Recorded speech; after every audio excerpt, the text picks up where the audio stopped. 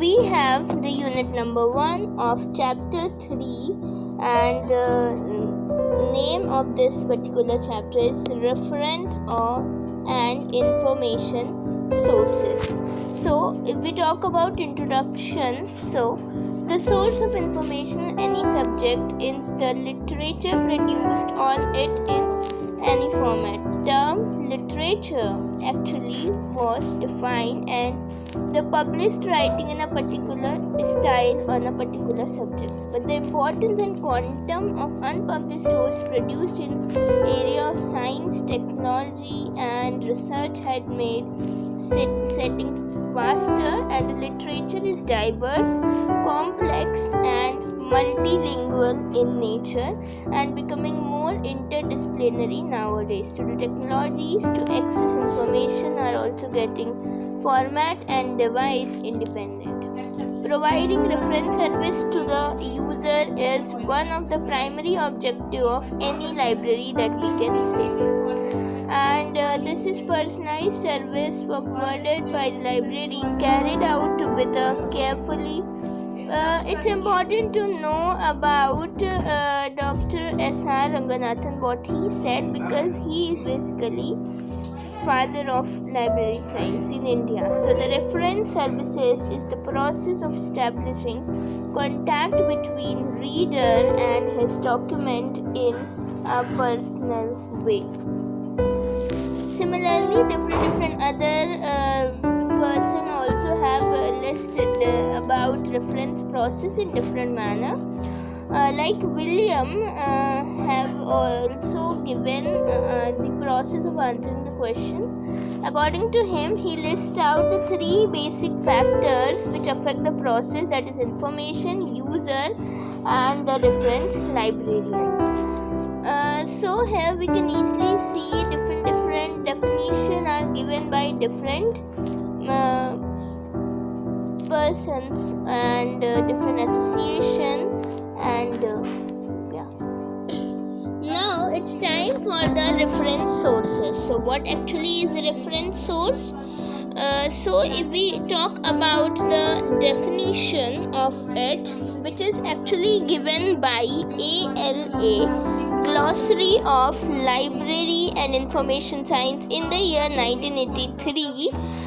So few things are being written, and that is a book designed by arrangement and treatment of its subject matter to be consulted for definite item of information rather than to read collectively. This is what the definition of reference source is given. And we have to understand this thing that most of the time whenever we talk about reference source, we call that as maybe it is a reference book, but we have to understand that book whose use is restricted to library building, that actually is what we can say as a reference book. Like a few examples are given here. We often get confused with 2 things. One is reference source and the another one is information source. So what actually is this information source? So we have to trust something which can be reliable, right? So let's begin with the definition. So according to Wikipedia, an information source is a source of information for something, that is anything that might inform a person about something or provide knowledge about it, right? So the information source is basically that might inform a person about something or provide knowledge about it. There are different type of question require different source of information, and maybe the observation of the people, speech, documents, etc. They may be primary source, secondary source, tertiary and so on. So we have to also study about different types of information source. Before understanding about that, it's time to know about the need. What actually is the need? why we are just thinking about this, that the user with a varied information need, and those are not conversant with the searching. Okay, those who are not like they want to search and retrieval techniques require proper guidance to find the accurate information stored in different information. So that's the reason of the need of reference source. Why we are going with the reference source? So here is the need of a reference source from the user's perspective we are seeing. So number one is to obtain information quickly as possible for a specific reference query. And also due to lack of knowledge about the newly generated information, the information that you have, you are not aware of it, but you are just want to know about that, so you can use the reference. Absence of a skill to find, evaluate and use specific information from vast pool of unverified information. So in the information source, something which will be verified and that way is also present along with unverified information also. So we have to actually choose and it will be helpful only when we use a reference source.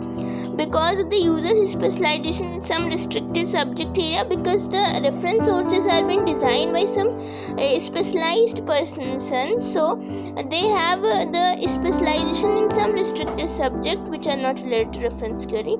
And that's the thing, to obtain the copies of required material or the material itself in different format. It's time for types of information source. So we have basically two types of information source. First one is documentary, another one is non-documentary. So in the documentary we have primary, secondary and tertiary sources. In the non-documentary we have formal and non-formal.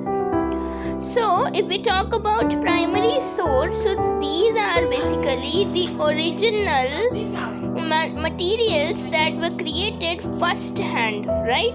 And this type of information is from the time period involved and has not been filtered through interpretation. Primary source are basically, we have to understand these are primary, that means they are basically unorganized, right? They are basically unorganized, which are rather difficult to use by them.